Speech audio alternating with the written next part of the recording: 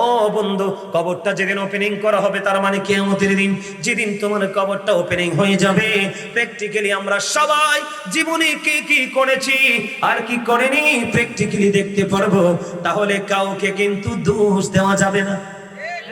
দুনিয়ার কোন মার্কেটে, কোন বাড়ির সামনে, কোন চৌমুনিতে যদি সিসি ক্যামেরা লাগানো হয়, মানুষ ভয়ে ওই দিকে যায় না, অত সেই সিসি ক্যামেরার ফুটেজ ডিমলিশ করা যায়, ধ্বংস করা যায়। ঠিক কেন বলেন? কথা কথা বলেন না? পানিতে ফেলে দেওয়া যায়, লুকানো যায়। কিন্তু বন্ধু তোমরা জানো না, কে রামান কাতিবিন, কাঁদে বসিয়া সকল কর্ম লিখিতেছি হুকুমনিয়া, আল্লাহর হুকুমনিয়া। ঠিক কিনা বলেন? আর জোরে বলেন।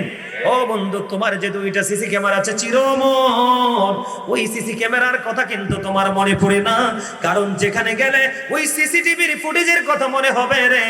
তুমি তো সেইখানে যাও না, তুমি যাও যেখানে গেলে দুনিয়া ভোলা যায় সেইখানে। কথা বলেন না কেন? আর জোরে বলেন। একবার নাউজুবিল্লাহ বলেন। আসেনি? আমি বানাই বলি নাই। আল্লাহ বলেছে ইন্না আলাইকুম লাহাফিজিন কিরামান কাতিবিন। সূরা ইনফিতরের মধ্যে আছে 30 পারায় সূরা আল্লাহু আকবার। এবার আসেন বন্ধু, তার কি হয়ে গেল? মাটিটাকে চাপতে থাকলো, কান্না, চিৎকার, হাহাকার। কে সেদিন তাকে দেখবে রে?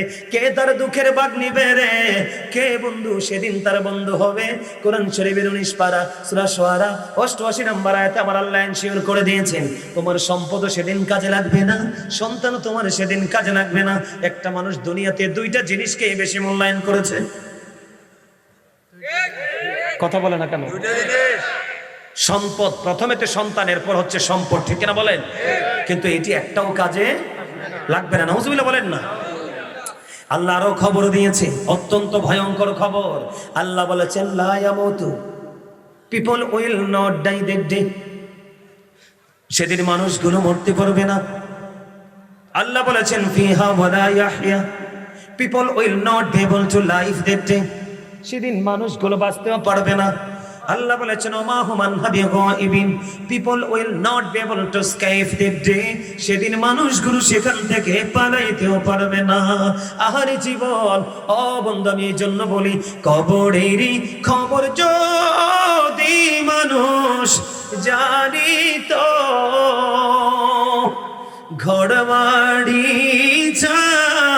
রিয়ারে সবাই পালাইতো।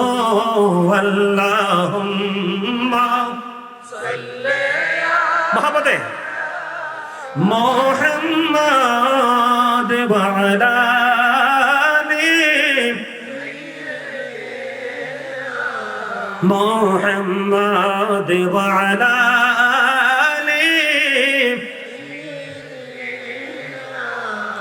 মোহাম্মদ। এই দুনিয়ার মুসাফির খানা জানো না, এই দুনিয়ার জানো না, কত মানুষ আইলো গেল রইল না। আল্লাহুম্মা মুহাম্মাদে মুহাম্মাদে ওয়া আলা আলি মুহাম্মাদ। মদিনারি মাটি যদি মোরা হইতাম, মদিনারি মাটি যদি মোরা হইতাম, নূরে নবীকে বুকে লয়া রাখিতাম। আল্লাহুম্মা সাল্লি আলা মুহাম্মাদ ওয়া আলা আলি।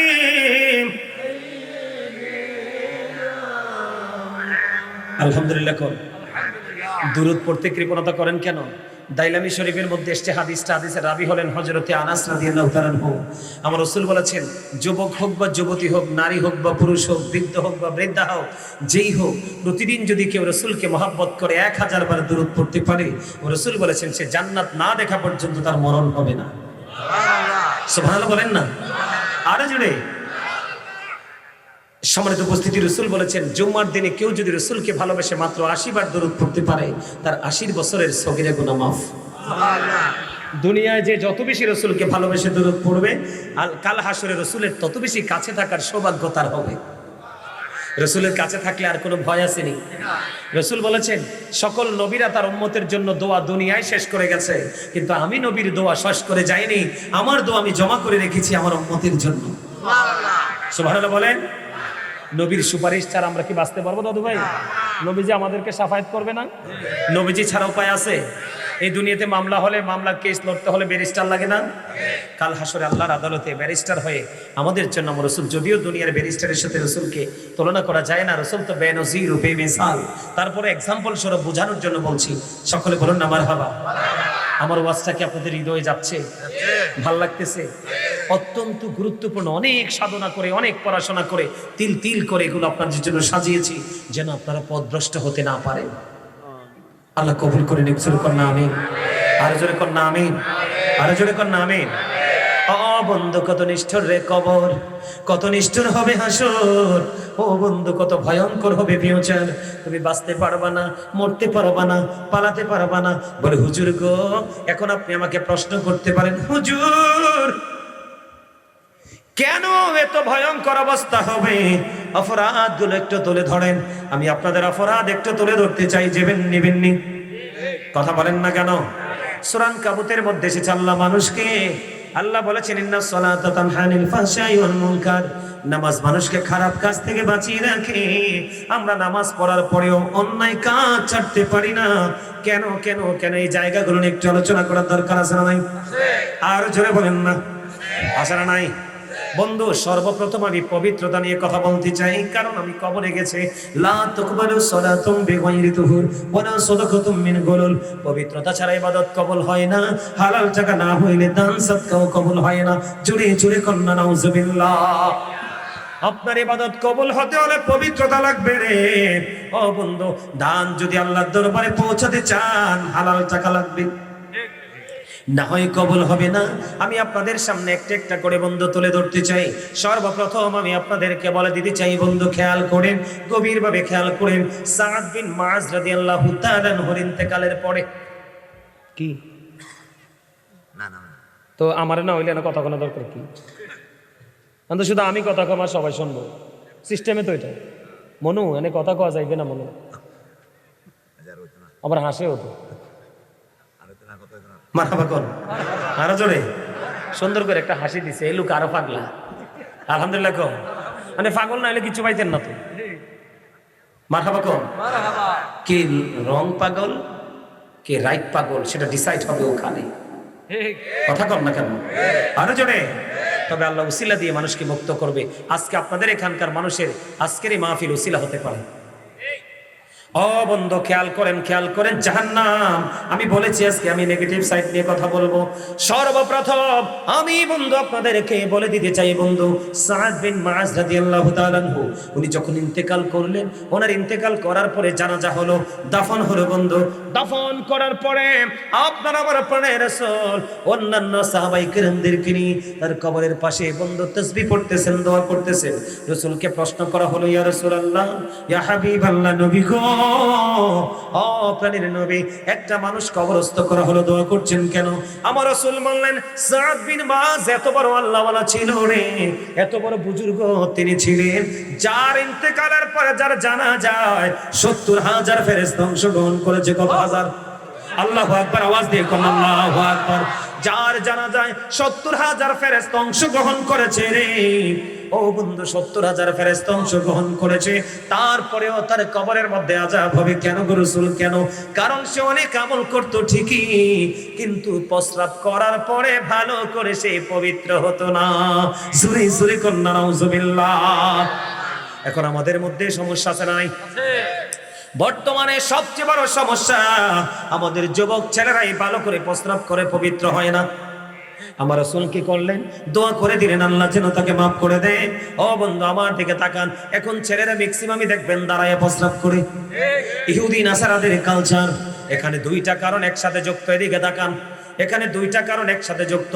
বুখারী শরীফের মধ্যে আসছে হাদিস, যে ইমানদার পুরুষ অহংকার করে করে টাকনুর নিচে ঝুলায় ঝুলায় পোশাক পরে, তার ঠিকানা হবে বন্ধু জাহান্নাম। আমার দিকে তাকান, ওই যে শুরুতে বলেছিলাম যুবকরা বেশি জাহান্নামী, মনে আসেনি? কথা বলেন, মনে আসেনি? এবার আমি আপনাদেরকে ব্যাখ্যা করে দেই। ও বন্ধু, এখনকার ছেলেরা ম্যাক্সিমামই প্রস্রাব করে ভালো করে পবিত্র হয় না। হুট করে প্রস্রাব করে কোনো মতে পানি খরচ করে মসজিদে চলে যায়। এটার কারণ আছে একটা। বন্ধু আমার দিকে তাকান, আমি হাদিস বলছি না যে আপনি ধাক্কা মেরে দিবেন। আমার দিকে তাকান, আল্লাহ কোরআনে বলেছেন, ইয়া বানি আদম কদ আনজালনা আলাইকুম লিবাসান ওয়ারি সাওয়াতিকুম ওয়ারিশান ওয়া লিবাসুত তাকওয়া যালিকা খায়র। আল্লাহ আদম সন্তানের জন্য পোশাক দিয়েছে তিনটা, একটা লজ্জাস্থান রাখার, আরেকটা বন্ধ সাজের, আরেকটা হলো তাকওয়ার। তাকওয়ার পোশাক ইমানদার পুরুষের জন্য ফরজ। ও বন্ধু, বুড়া হোক বা জওয়ান হোক, আমার দিকে তাকান, এই পোশাকটা কেমন করে পরবো? উপর দিয়ে থাকবে নাভি বরাবর, অথবা নাভির উপরে, কোনোভাবে এটা নাভির নিচে যেতে পারবে না। নিচের দিক দিয়ে থাকবে, ও বন্ধু, নিচের দিক দিয়ে থাকবে টাকনুর উপরে। আমার কথা কয় না কেন? এটা আল্লাহর কোরআন থেকে প্রমাণ। নিচে দিয়ে থাকবে টাকনুর উপরে, উপর দিয়ে থাকবে নাভির উপরে, অথবা নাভি বরাবর। এই কন্ডিশনে পোশাক পরা ইমানদার পুরুষের জন্য ফরজ, এবং পুরুষের জন্য এটা পর্দা। আপনারা বলেন, আমাদের যে যুবক ছেলেরা, ম্যাক্সিমাম যুবকদের লজ্জা প্যান্টটা এত নিচে। এই ফ্যানের মধ্যে কি এমন মধু আছে? এই প্রেমে ফ্যানের মধ্যে কি এমন জাদু আছে? এর যুবক, তোমরা এই প্যান্টটা ছাড়া অন্য পরা পড়তে পারো না। এই বন্ধু আমার দিকে তাকান, যার লজ্জা নাই তার ঈমান নাই।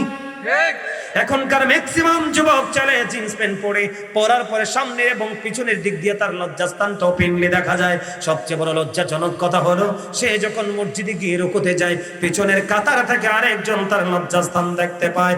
এরা যুবক, তোমরা মনে রেখো, যেই পুরুষ পোশাক পরার পরেও তার লজ্জাস্থান রাখতে পারলো না, এই পুরুষ কখনো ইমানদার হতে পারে না।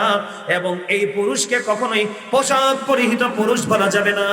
এই পুরুষ হলো উলঙ্গ পুরুষ। তোমার কথা কন না কেন? এই পোশাক হলো উলঙ্গ পুরুষ। ও বন্ধু, হাদিস শরীফে গেলে তোমাদের মাথাটা খারাপ হয়ে যাবে। আল্লাহ যেই মানুষগুলোকে হাসরের দিন ক্ষমা করবে না, দয়া করবে না, মায়া করবে না, ও বন্ধু, এদের মধ্যে একজন হলো যেই পুরুষগুলো অহংকার করে করে টাকনুর নিচে ঝুলায়া ঝুলায়া পোশাক পরে। এই পোশাকটা বলে, হুজুর, এটা একটা ইমানদার পুরুষের জন্য, যুবকের জন্য অভিশপ্ত পোশাক। বন্ধুরে আমার, আমি আপনাদেরকে বলে যেতে চাই, যেমনি মেসওয়াক হারাইয়া ব্রাশ তুলে দিয়েছে, যেমনি এলাকা থেকে ফুরকানিয়া মাদ্রাসা বন্ধ করে ইংলিশ মিডিয়ামের মতো কিন্ডারগার্টেন আবিষ্কার করে দিয়েছে, মোটা কাপড় বাদ দিয়ে বন্ধু পাতলা কাপড় আবিষ্কার করে দিয়েছে, ঠিক তেমনি ভাবে ইহুদিরা মুসলমানকে ধ্বংস করার জন্য এই অভিশপ্ত পোশাক সর্বপ্রথম তৈরি করেছে। জোরে জোরে কন্যা নাউজুবিল্লাহ। এই পোশাকের কারণে ছেলেরা বসতে পারে না, এই জন্য রাস্তায় দাঁড়িয়ে প্রস্রাব করে দেয়। অনেক সুন্দর বৃক্ষ, যে গাছের নিচে মানুষ বসে বসে বিশ্রাম করে, এই গাছের নিচে বসে প্রস্রাব করতে পারবা না। কথা বলেন না কেন? এই সমস্যাগুলো আছে না নাই? আর জোরে বলেন, আছে না নাই? বন্ধুরে আমার দিকে তাকান, আমি তুলে ধরলাম সমস্যা, একটার পর একটা তুলে ধরছি। আমার রাসূল সাহাবায়ে কেরামদেরকে নিয়ে হাঁটতে লাগলেন। হাঁটতে হাঁটতে হঠাৎ করে একটা গোরস্থানের পাশে এসে আমার রাসূল দাঁড়িয়ে গেলেন। আমার রাসূল দাঁড়িয়ে গেলেন, প্রশ্ন করা হলো, নবী, নবী গো, কেন আপনি পথ চলার পথে হঠাৎ করে দাঁড়িয়ে গেলেন? এবার আমার রাসূল বললেন, আমি দেখতে পাচ্ছি এখানে দুইটা কবরের মধ্যে আযাব চলতেছে। নাউজুবিল্লাহ বলেন না। কে দেখতে পায়? নবীজি দেখতে পায় রে। এবার নবীজি এই হাদিস শরীফের মধ্যে এইভাবে এসেছে বন্ধু। আমার রাসূল কি করলেন? দেখতে পাইলেন কবরের মধ্যে আযাব চলতেছে। কেন গো, কেন গো? ও বন্ধু, একজন মানুষ ছিল, সে প্রস্রাব করার পরে পবিত্র হতো না। জুড়ে জুড়ে কন্যা নাউজুবিল্লাহ। আপনি যতক্ষণ না পর্যন্ত আপনার অন্তর, যতক্ষণ না পর্যন্ত আপনার দেহ, যতক্ষণ না পর্যন্ত আপনার পোশাক আপনি পবিত্র করতে না পারবেন, কোন আমলই আল্লাহর দরবারে কবুল হবে না। কারণ নামাজ হলো জান্নাতের চাবি, আর জামা নামাজের চাবি হলো পবিত্রতা। মিফতাহুল জান্নাতিস সালাত ওয়া মিফতাহুস সালাতিত তুহুর। নামাজ হলো জান্নাতের চাবি আর নামাজের চাবি হলো পবিত্রতা। জোরে জোরে কোন একবার আল্লাহু আকবার। আপনারা কি বিরক্ত হন? আমি বাস্তব কথা তুলে ধরছি, এগুলো না বললে আপনারা বুঝবেন না তো। কিও ওয়াজ কি শেষ করে দিব? হ্যাঁ না আরেকটু করতাম। আরো আলহামদুলিল্লাহ বলেন, আরো জোরে বলেন, আরেকটু মহাব্বতে। বন্ধু আমার দিকে তাকান, আমি কি বলতে চাই? নবীজি বললেন দুইটা কবরের মধ্যে আযাব চলতেছে। একটা হলো প্রস্রাব করে ভালো করে পবিত্র হতো না। ও যুবক, আজকের দিন থেকে আমি তোমাদেরকে বলে দেই, অন্যদিন যেই ভাবে প্রস্রাব করে সাথে সাথে পানি খরচ করেছো, আজকে তুমি বাড়ি গিয়ে প্রস্রাব করার পরে পানি খরচ করবে না। তুমি ছোট্ট একটা টিস্যুর টুকরা হাতে নিয়ে তুমি হাঁটবে, হাঁটার পরে দেখবা অনেকক্ষণ পরে তোমার প্রস্রাবের ফোঁটা বের হয়ে আসছে। যেমন এক্সাম্পলটা এমনি দিতে চাই আমি, তুমি গোসল করার পরে গামছাটা ভালো করে চিপলা, চিপার পরে তুমি রশিতে ঝুলিয়ে দিলা, তুমি জানো যে পুরো পানি ঝরে গেছে, থাকলে অল্প কিছু। কিছুক্ষণ পরে দেখবা, অনেকক্ষণ পরে দেখবা গামছার নিচে হাত দিয়ে দেখবা নিচের দিকে ফোঁটা ফোঁটা পানি জমেছে। ঠিক পুরুষের প্রস্রাবটাও এরম, সাথে সাথে প্রস্রাব ক্লিয়ার হয় না। যতক্ষণ না পর্যন্ত তোমার প্রস্রাব ক্লিয়ার না হবে ততক্ষণ পর্যন্ত তুমি কোরআন ধরতে পারবা না, ততক্ষণ পর্যন্ত তুমি খানায় কাবা তাওয়াফ করতে পারবা না, ততক্ষণ পর্যন্ত তুমি মসজিদে যেতে পারবা না। কারণ এই জায়গাগুলোতে অজু ছাড়া যাওয়া যায় না। কথা বলে না। এখন আপনি তো পবিত্রই হন নাই, আপনি পবিত্র কাজ করবেন কিভাবে? এই জন্য যুবক, ইটের টুকরা নিয়ে, মাটির টুকরা নিয়ে, টিস্যু নিয়ে অনেকক্ষণ হাঁটাহাঁটি করবা। হাঁটাহাঁটি করার পরে যখন এক্সারসাইজ করার পরে তুমি যখন বুঝবে তোমার প্রস্রাব ক্লিয়ার হয়েছে, তারপরে তুমি কি করবে? পানি ব্যবহার করবে এবং ওযু করবে। তুমি যদি 1 রাকাত জামাত পাও 4 রাকাতের মধ্যে, তারপরেও জামাতের সওয়াব পাবে। আর অপবিত্রতা নিয়ে যদি তুমি পুরো 4 রাকাত বা 3 রাকাত নামাজ পড়ো, তোমার এই নামাজ আল্লাহর দরবারে কবুল নাউজুবিল্লাহ বলে। এরপরে বন্ধু, আমাদের সমাজের মধ্যে বেশিরভাগই চা দোকানগুলোতে এই কাজগুলো হয়। বেশিরভাগই আমাদের দেশে সাংবাদিক মার্কা কিছু মহিলা আছে এলাকায় এলাকায়, সকালে রান্না করে কটা খাবে, এই বাড়ি এই ঘর ওই ঘর ঘোরাঘুরি করে, আছে না নাই? আবার আমাদের দেশে কিছু ডিস্টার্ব মার্কা মুরব্বী আছে, তারা খাবে, চা খাবে, আর এই দোকান থেকে ওই দোকানে মানুষের কথাগুলো চালাচালি করবে। বলে হুজুর এখানে কেন আসলেন?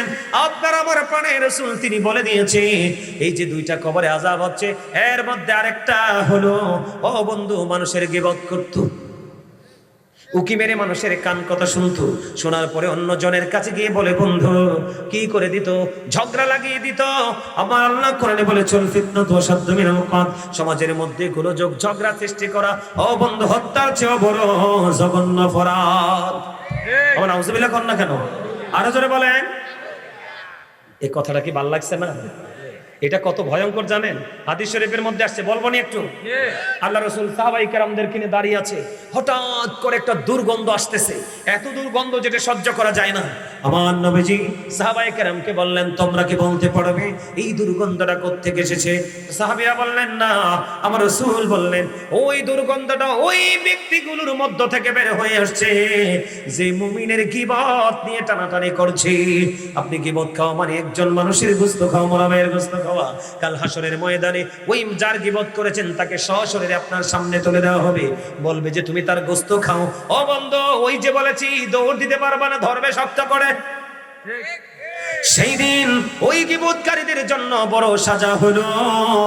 তারা বন্ধু কি করবে? ওই মানুষগুলোকে, ওই মানুষের গোশত চিবিয়ে চিবিয়ে খাবে আর বেংসাবে। এর চেয়ে বড় আযাব আর কিছুই হতে পারে না। জোরে জোরে কন্না নাউজুবিল্লাহ। আমার হিসাব কি আপনারা বুঝতে পেরেছেন?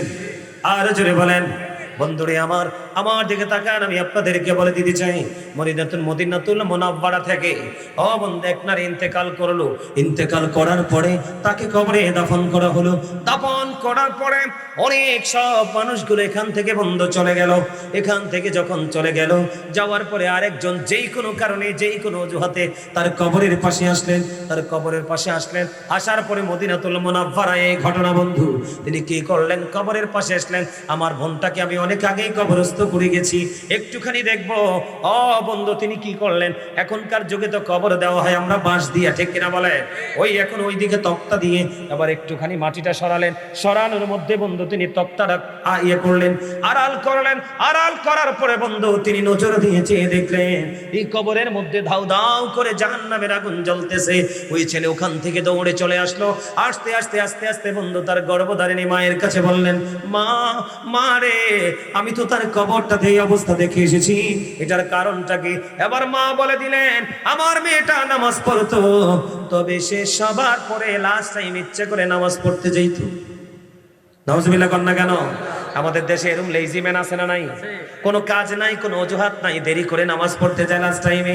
এরপরে তার মা বলল, আমার ধারণা আমার মেয়েটার আরেকটা বদ অভ্যাস ছিল দুনিয়ার বুকে, ওই বাড়ির মানুষের কথা উকি দিয়ে শুনতো, এই বাড়ির কথা উকি দিয়ে শুনতো, শোনানোর পরে লোকে নয় প্রকাশ করে হট্টগোল সৃষ্টি করে দিত। জোরে জোরে কন্যা নাউজুবিল্লাহ। এগুলো কি অপরাধ নেই? কথা কন না কেন? আরো জোরে। এই অপরাধগুলো থেকে আমাদেরকে বিরত থাকতে। এবার আসেন শীতের দিন চলছে কিনা, স্বামী স্ত্রী তাদের মধুর মিলন, এটা আল্লাহর পক্ষ থেকে বড় নিয়ামত। কথা কয় না কেন? নিয়ামত কিনা? বিয়ে হবে, স্বামী স্ত্রীর মিলন হবে।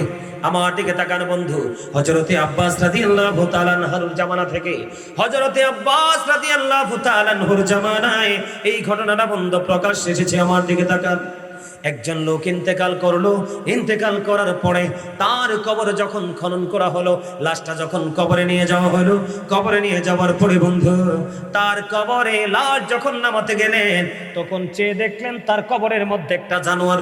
সুরে সুরে কন্যা নাউজুবিল্লাহ। কি জানোয়ার? মানুষগুলো দেখতে, কিতাবের মধ্যে এসেছে দেখতে এটা বিড়ালের মতো। মানুষগুলো চিন্তা করলেন, না না না না না না, তাকে জানোয়ার সহ কবরে দাফন করানো যাবে না, কারণ অনেক চেষ্টা করেও তাকে সরানো যায় না। এরপরে আরেকটা কবর খনন করলেন, ওই কবরেও সেম ঘটনা। এরপরে বন্ধু এই কবর যখন দেখলেন আরেকটা জানোয়ার, এরপরে তার আরেকটা কবর খনন করলেন লাশটা দাফন করার জন্য, তারপরেও গিয়ে দেখলেন ওখানে বড় একটা জানোয়ার দেখা যায়। এবার তারা কি করলেন, এই ঘটনার তো রহস্য আছে, এটা কেন কেন এমন হচ্ছে কেন? এবার তারা আশ্চর্য হয়ে গেলেন, দৌড়ে ছুটে গেলেন আব্বাস রাদিয়াল্লাহু তাআলা আনহুর কাছে। ওনার কাছে গিয়ে বিস্তারিত বললেন, বলার পরে তিনি দৌড়ে ছুটে আসলেন। আসার পরে এই বিস্তারিত দৃশ্য দেখে তিনি বললেন, তাকে জানোয়ারটা সহ তাকে কবরে দাফন করো। এবার তাকে কি করলেন? নাউজুবিল্লাহ বলেন না। এবার তাকে কবরে দাফন করলেন। কবরের মধ্যে দাফন করার পরে বন্ধু এবার যখন কবরের মধ্যে দাফন করলেন, দাফন করার পরে লাস্ট ডেড বডিটা কবরে রাখার পরে ও বন্ধু দৌড়ে চলে গেলেন তার বাড়িতে। বৃতিজি তার বিবির সাথে বিস্তারিত কথা ব্যাখ্যা করলেন। যখন বললেন, তার বিবি সরাসরি উত্তর দিয়ে দিল, আমার স্বামীর মধ্যে সবচেয়ে বড় নোংরা একটা কাজ আমি দেখতে পেয়েছি, সেটা হলো স্বামী স্ত্রীর আলিঙ্গনের পরে সে ফরজ গোসল করে সে পবিত্র হতো না। জোরে কন্যা নাউজুবিল্লাহ। আমরা কিন্তু এখন সবকিছুকে ঠাট্টা মনে করি, মস্করা মনে করি, ভুলে গেলে চলবে না। আমার রাসূল বলে গেছেন, আমি আমার উম্মতগুলোকে মাজায় ধরে ধরে বাঁচাতে চাই, কিন্তু আমার উম্মতগুলো আমার হাত ফসকে জাহান্নামে চলে যায়। তার মানে আমার রাসূল রাস্তা দেখিয়ে দিয়েছে, আমরা সেই রাস্তায় হাঁটতে রাজি না, আমরা নিজেদের রাস্তা তৈরি করে হাঁটতে চাই। তার মানে রাসূল যেটা বলছে আমরা মানবো না, আমাদের মতো করে চলবো। যারা আমাদের মতো করে চলবো তাদের পরিণতি এমনটাই হবে। তোমার কথা কন না কিনলে আরো জোরে। এই পবিত্রতা, এই নাফাকি থেকে দূর হতে হবে কি হবে না? আরো জোরে বলেন, আরো জোরে। আরেকটু মহব্বতে বলবো নি, বলতাম, সবাই শুনবেন। এবার আসেন বন্ধু, হযরতে সামুর ইবনে জুনদুব রাদিয়াল্লাহু তাআলা আনহু থেকে হাদিস বর্ণিত। হাদিস কানা এসেছে বুখারী শরীফের মধ্যে। আমি যে আজকে কবরের আযাব, কবরের ভয়ঙ্করতা, ও বন্ধু কোন কোন কাজের কারণে মানুষের মধ্যে কোন কোন আযাব হয়, এই জন্য একটু একটু করে ধারণা দেই। বুখারী শরীফের মধ্যে যে হাদিস কানা, আমার দিকে তাকান। আল্লাহ রাসূল একদিন সাহাবায়ে কেরামদেরকে বললেন, আল্লাহ রাসূল একদিন সাহাবায়ে কেরামদেরকে বললেন, তোমাদের মধ্যে এমন কি কেউ আছো আজকে স্বপ্ন দেখেছো? কি দেখেছ? কি দেখেছ? স্বপ্ন দেখেছ, যেটাকে খাউফ বলা হয়। এবার সাহাবায়ে কেরাম বললেন, ইয়া রাসূলুল্লাহ, ইয়া হাবিবাল্লাহ, না না না, আমরা কোনো স্বপ্ন দেখিনি। এবার আমার রাসূল বললেন, আমি একটা স্বপ্ন দেখেছি, তোমাদেরকে বলে দিতে চাই। এবার বন্ধু সাহাবীরা বললেন, ইয়া রাসূলুল্লাহ, ইয়া হাবিবাল্লাহ, নবী গো, আপনি বলেন বলেন, আমি শুনবো। এবার আমরা শুনবো। রাসূল বললেন, আমি একটা স্বপ্ন দেখলাম, গত রজনীতে দুইজন আগন্তুক আমার কাছে আসলেন, তার মানে ফেরেশতা। কয়জন আসলেন? দুইজন ফেরেশতা আমার কাছে আসলেন, এসে বললেন, ইয়া রাসূলুল্লাহ, চলেন আমরা ভ্রমণ করে আসি। এই দুইজনের সাথে আমি ভ্রমণ করতে যা রওনা দিলাম, রওনা দেওয়ার পরে হঠাৎ করে আমি সামনে যখন গেলাম, যাওয়ার পরে আমি দেখতে পেলাম একটা মানুষকে মাথার মধ্যে শুধু পাথর নিক্ষেপ করা হচ্ছে। একটা মানুষকে মাথার মধ্যে শুধু পাথর নিক্ষেপ করা হচ্ছে। পাথর মারলে আমাদের মাথা থাকবে না ভাঙবে? কথা বলেন না কেন? ভেঙে যাবে। বিরক্ত হন? আরো জোরে কোন? বিরক্ত হন? বিরক্ত হন না? না হলে একটু দরুদ পড়েন, ইয়া রাসূলুল্লাহ, ইয়া হাবিবাল্লাহ, ইয়া রাসূলুল্লাহ। লা শুনেছি হাদিসে, দেখিলে আপনাকে জীবনের গুনাহ জড়িয়ে পড়ে, দিও গো দেখা দয়া করে, ইয়া রাসূলুল্লাহ, ইয়া হাবিবাল্লাহ, ইয়া রাসূলুল্লাহ। আসসালাতু ওয়াসসালামু আলাইকা ইয়া রাসূলুল্লাহ। আলহামদুলিল্লাহ। বন্ধু দেখতে পেলেন, খেয়াল করেন, তাকে একজন পাথর মারতেছে আর তার মাথাটা ভেঙে চূর্ণ বিচূর্ণ হয়ে যাচ্ছে রে। বন্ধু, বায়েকের মানুষ, কান্দার পাড়ের মানুষ, ধনরাজাপুরের মানুষ, নয়নপুরের মানুষ, ভাই বাবা গো, হৃদয় খুলে শুন, অত্যন্ত ভয়ঙ্কর কথা বন্ধুরে আমার, অত্যন্ত ভয়ঙ্কর এবং নির্মম কথা। বন্ধু, কি দেখতে পেলেন? একটা মানুষের মাথাটাকে কি করা হচ্ছে? পাথর দিয়ে ভেঙে দিচ্ছে। আবার তিনি পাথরগুলো কুড়িয়ে আনতে যখন যায়, আবার আইসা দেখে তার মাথাটা কি হয়ে গেছে, আবার পরিপূর্ণ জোড়া লেগে গেছে। এমনি ভাবে কন্টিনিউ তার সাজা চলতেছে। এই কথা বলার পরে, দেখার পরে রসুল বললেন, এইটা কি রে? রসুলকে বললেন, সঙ্গীরা সামনের দিকে চলেন। আবার আমার রসুল সামনের দিকে চলতে গেলেন। সামনের দিকে বন্ধু চলতে রসুল সামনের দিকে গিয়ে দেখলেন, একটা মানুষ এইভাবে একটা গদির মধ্যে চিত হয়ে হেলান দিয়ে আছে। তার হেলান দিয়ে আছে লোহার চিরুনি বা আকড়া যেটাই বলেন। আর একজন এই দিক দিয়ে তার চামড়াটা ছুলে ফেলতেছে। কি করতেছে? টেনে টেনে টেনে টেনে চামড়াটা তুলে ফেলতেছে। একদিক দিয়ে চামড়াটা ছেড়ে দিচ্ছে, আরেক দিক দিয়ে জোড়া লাগতেছে। এই দিক দিয়ে তুলতেছে, এই দিক দিয়ে তুলতেছে, একদিক দিয়ে তুলে আরেক দিক দিয়ে গো। ইয়া রাসূলুল্লাহ, সামনে চলেন। সামনে চলতে গেলেন। বন্ধু, সামনে চলতে রাসূল সামনে গেলেন। যাওয়ার পরে দেখলেন অদ্ভুত কিছু মানুষ। কি অদ্ভুত কিছু মানুষ? তার অর্ধাংশ বন্ধু সুন্দর আর অর্ধাংশ নষ্ট। নাউজুবিল্লাহ বলেন না? এবার প্রশ্ন করলেন, এটা কি রে? রাসূলকে বললেন, চলুন সামনে চলুন। এবার বন্ধু চলতে লাগলেন। চলতে সামনে গেলেন। অনেক ঘটনা, অনেক লম্বা হাদিস। অত্যন্ত মনোরম প্রেমময় এক বাগান দেখতে পেলেন। এটার নাম হলো জান্নাত। সুবহানাল্লাহ বলেন না কেন? আমি ছোট্ট করে বলছি, কারণ আমার আলোচনা আরো বাকি আছে। এবার রাসূলকে কে বললেন? রাসূল প্রশ্ন করলেন, এটা কি রে? রাসূলকে বললেন, এটা জান্নাত। আবার এখানে থাকতে চাই। না না না, ইয়া রাসূলুল্লাহ, এখানে আপনারা থাকার কোনো সুযোগ, কারণ এখনো সময় হয় নাই। জোরে কোন একবার আল্লাহু আকবার। এখানে এখনো থাকার কোনো কি নাই, সময় হয় নাই। সুবহানাল্লাহ বলেন। এখান থেকে চলে যেতে হবে। কিন্তু যেই যে দৃশ্যগুলো দেখলাম, এই দৃশ্যগুলোর ঘটনাটা আমরা জানার দরকার আছে কিনা? এবার বন্ধু রসুল যখন প্রশ্ন করলেন, ওই যে মানুষটাকে দেখতে পেলাম রে, তার মাথাটা ভেঙে ফেলা হচ্ছে, তার কারণ কি? এবার উত্তর দিলেন, ইয়া রাসূলুল্লাহ, এই লোকটা কোরআন তেলাওয়াত শিখেছিল। কি করেছিল? কোরআন তেলাওয়াত শিখেছিল। আমরা মনে করি মানুষ মেরে ফেলাই গুনাহ, আমরা মনে করি চুরি করাই গুনাহ, আমরা মনে করি ডাকাতি করাই গুনাহ, আমরা মনে করি সুদ খাওয়াই গুনাহ। না না না বন্ধু, এই লোকটার অপরাধটা কি? তার এই সাজা কেন বহাল জাহান্নামে? ও বন্ধু, তার অপরাধ হলো সেই কোরআন তেলাওয়াত শিখেছে। কোরআন তেলাওয়াত করতে একটা সময় সে কোরআন তেলাওয়াত ছেড়ে দিয়েছে, সে কোরআন পড়া ভুলে গেছে। জোরে কন্যা নাউজুবিল্লাহ। এই জন্য তার এই সাজা। কি কথা বলেন না কেন? এই জন্য তার এই সাজা। ও বন্ধু, পাথর দিয়ে মাথা ভাঙছে, আবার জোড়া লাগতেছে, আবার ভাঙতেছে, আর জোড়া লাগতেছে। জোরে জোরে কন্যা একবার নাউজুবিল্লাহ। এবার দেখতে পেলেন ও বন্ধু, আরেকজনের লোহার আকড়া দিয়ে এই দিক দিয়ে তার জিন্দা অবস্থায় চামড়াগুলো তুলে ফেলা হচ্ছে। যে দিক দিয়ে তোলা ফেলা হচ্ছে এই দিক দিয়ে জোড়া লাগতেছে, এই দিক দিয়ে তোলা ফেলা হচ্ছে ওই দিক দিয়ে জোড়া লাগতেছে। এবার বন্ধু ওই ফেরেশতারা বলে, ইয়া রাসূলুল্লাহ, ইয়া হাবিবাল্লাহ, নবী গো, এই মানুষটার অপরাধ কি জানেননি? এই মানুষটার অপরাধ হলো সে প্রতিদিন যখন সকাল হতো, সকালবেলা মিথ্যা সংবাদ মানুষের কাছে পৌঁছে দিত। নাউজুবিল্লাহ দি কয় না সবাই? এদেরকে কি বলা হয়? সাংবাদিক। আমরা কি বলি? জার্নালিস্ট। ঠিক কিনা বলেন? আল্লাহর কোরআনের ভাষায় বলা হয় মুনাফিক। আমার কথা কয় না দি? কি বলা হয়? মুনাফিক যাইব কই? The hypocrites will be in the lowest place of hell. ইন্নাল মুনাফিকিনা ফি দারকিল আসফালি মিনান নার। মুনাফিকরা শুধু জাহান্নাম না, জাহান্নামের একেবারে লোকাল জায়গা থাকবে, নিম্ন শ্রেণীতে। নাউজুবিল্লাহ বলেন। কারণ রাসূল বলছেন, believers love the prophet, ইমানদাররাই আমি নবীকে ভালোবাসবে। hypocrites don't love the prophet, মুনাফিকরা আমি রাসূলকে ভালোবাসবে না। যার সিনায় রাসূল প্রেম নাই সে ইমানদারও না। নাউজুবিল্লাহ বলেন না? একদিক দিয়ে যার চামড়া তুলে ফেলে আর একদিক দিয়ে জোড়া লাগে। ও বন্ধু, কেমন সাংবাদিক আমার দিকে দেখেন।